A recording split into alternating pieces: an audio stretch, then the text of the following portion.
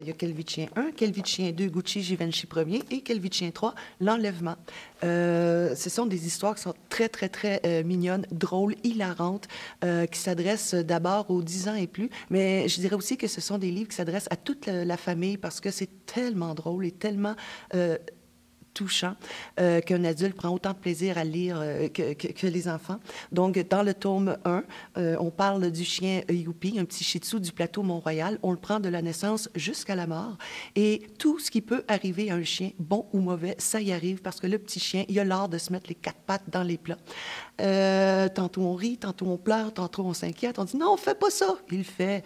À la fin, le petit chien va mourir, mais on n'est pas triste parce que dès qu'il meurt, on sent qu'il rentre dans une espèce de tunnel et là, gloup, il renaît dans la peau de Gucci Givenchy 1er. Et attention, celui-là en particulier est très, très drôle. On se tape la tête sur les murs parce que dès la naissance, Gucci est adopté par une rockstar du nom de Mr. Diva, un homme prétentieux, imbu de lui-même, excentrique comme c'est pas permis. Juste pour vous donner une idée, dès qu'il met la main sur le chien, il s'en va chez Coco Chanel pour lui acheter des vêtements hors de prix, des tuxedos, des pyjamas et tout. Ça vous donne une idée. Et bien sûr, avec lui, Gucci va vivre un tas d'aventures et il va faire la rencontre d'un petit cocker espagnol qui s'appelle Lou, un petit chien délinquant, kleptomane. Il faut qu'il vole, c'est plus fort que lui.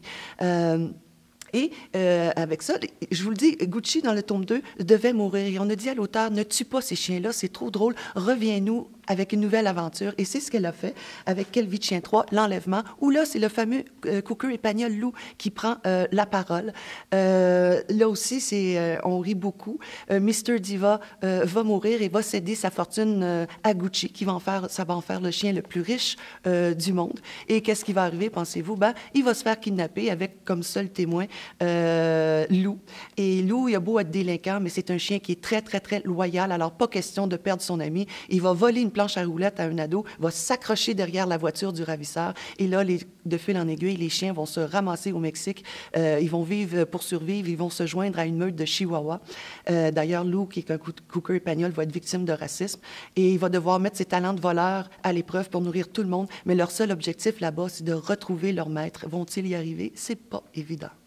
Je tiens à préciser, par exemple, que chaque livre se lit indépendamment un de l'autre. Dans le tome 1, c'est une histoire, il y a une fin.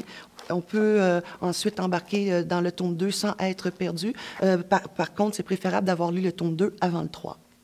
« Oh, petit Minus, m'exclamai-je, ce qu'on est bien comme ça au parc La Fontaine à se prélasser au soleil. »« Tu finis ton pique-nique ou tu veux que je le fasse pour toi? » me demande Gucci. « Pousse pas ta chance, petit Minus. Si j'ai pas terminé mon repas, c'est que je souhaite faire durer le plaisir plus longtemps. »